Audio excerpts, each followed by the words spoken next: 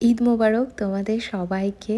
আজকে ঈদের সকালটা কেমন কাটলো সেটাই তোমাদের সঙ্গে শেয়ার করি। সকালে ঘুম থেকে উঠেছিলাম প্রায় 6:30, কারণ আমাদের এখানে ঈদের নামাজ ছিল সকাল 8টায়। এদিকে ও স্নান করে নামাজের জন্য বেরিয়ে গেল। ও বেরিয়ে যাওয়ার পর আমিও স্নান সেরে নামাজ পড়ে নিলাম। এই প্রথম আমরা বাড়ির সবাইকে ছেড়ে কলকাতায় ঈদ করছি। কিছু ব্যক্তিগত কারণে এবার বাড়ি যাওয়া হয়নি। সত্যি বলতে পরিবার ছাড়া ঈদ কি পুরোপুরি সম্পূর্ণ হয় জানি না। আজ সারাদিন মনটা কেমন যেন খারাপ লাগছিল।